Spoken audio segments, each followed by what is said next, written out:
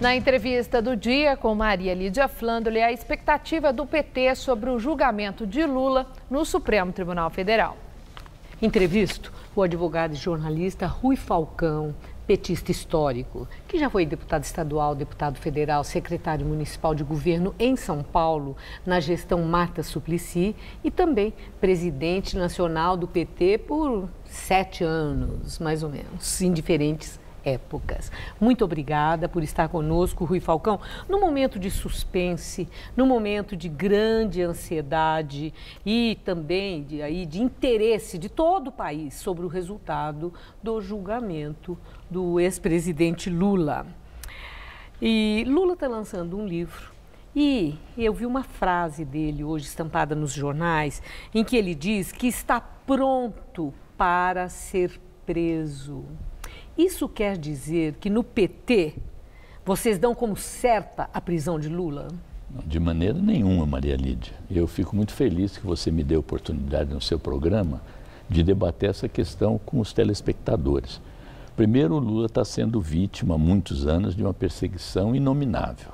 Ele acaba de ser condenado sem nenhuma prova, não cometeu nenhum crime, num processo ultra acelerado e agora estão lhe negando o direito de ter um habeas corpus, que é uma garantia fundamental inscrita na Constituição, uma conquista democrática, o habeas corpus. Mas habeas corpus é assim mesmo. Tem hora que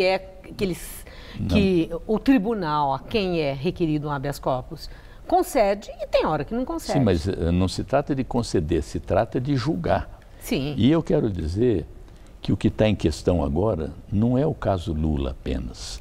Há 2 ações diretas de constitucionalidade, uma proposta pela OAB e outra pelo PEN, reivindicando que se discuta em definitivo o que é condenação em última instância. Porque a Constituição brasileira é claríssima.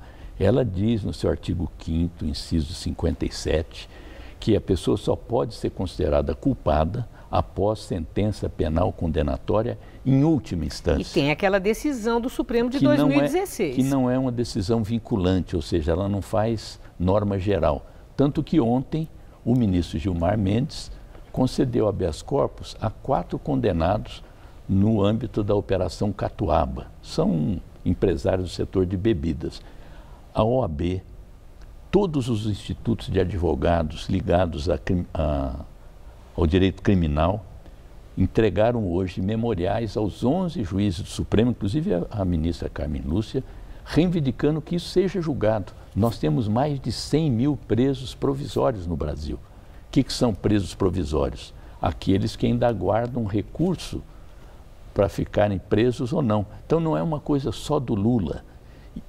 E o Supremo está tendo um comportamento político. Bom, e está havendo, assim, você usou a expressão política, assim, também muita pressão política sobre os magistrados lá no Supremo e a própria ministra Carmen Lúcia, e ela soltou aquela frase aqui no encontro que ela teve em São Paulo, em que ela disse que simplesmente não se submete a pressões. Essas todas que estão sendo feitas deliberadamente, legitimamente e legalmente lá no Supremo. Agora, como é que vocês entenderam o recado da presidente do Supremo Tribunal? Eu acho que é um recado inócuo, porque ela então está sofrendo pressão do outro lado para não colocar em pauta. Ministro do Supremo não devia estar dando entrevista na televisão, não tem que sofrer pressão de ninguém, ele tem que ter um comportamento chamado... Mas sofre, você sabe que sofre, até da opinião pública. Sim, mas a opinião pública não faz lei. O ministro Barroso... Mas faz barulho, tem manifestação, vocês são craques. Para isso ele está lá com estabilidade até os 75 anos, recebendo aquele imoral auxílio moradia. Tem um juiz do Rio, todo moralista, o Moro do Rio, que estava de fuzil outro dia, que mora com uma juíza, a mulher dele, e ambos recebem auxílio moradia, tendo casa própria e uma outra casa.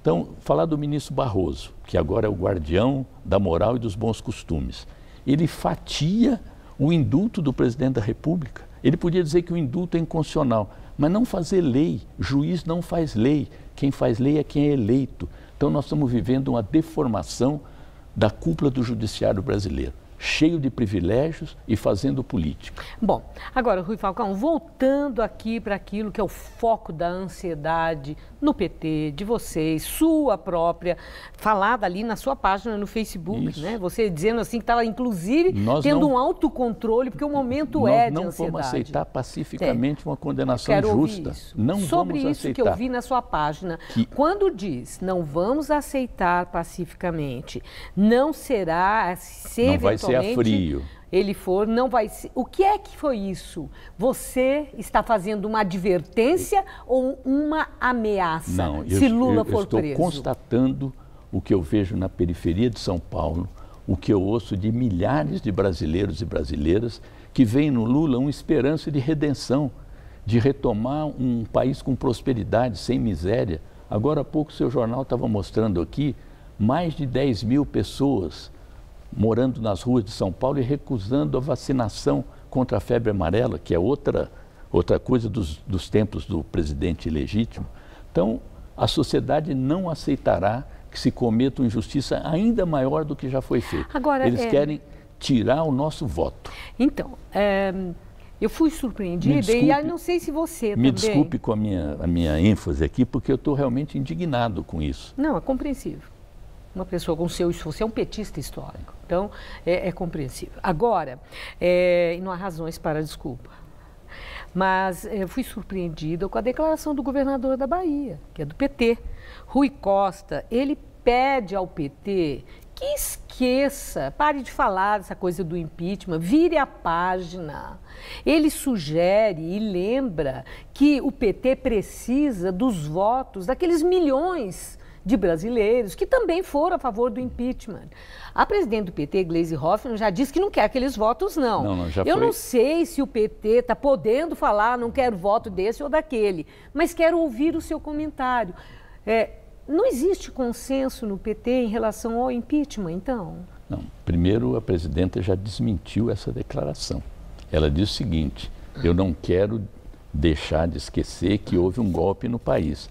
Mas é evidente que eu quero os votos daqueles que apoiaram o impeachment e hoje se arrependeram. É mais sensato, pelo menos, né? Ela refletiu e... Não, ela retificou a declaração própria, o UOL que havia, faz um errata agora. Segundo, a declaração do governador de que é preciso, eventualmente, buscar outra alternativa.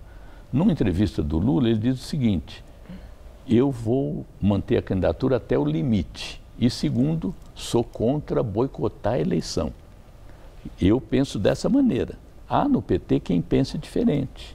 E isso vai ser resolvido lá para agosto. E vocês vão manter a candidatura de Lula, mesmo que seja decretada a prisão dele? Sim, porque a legislação eleitoral não impede que a gente faça o registro dele.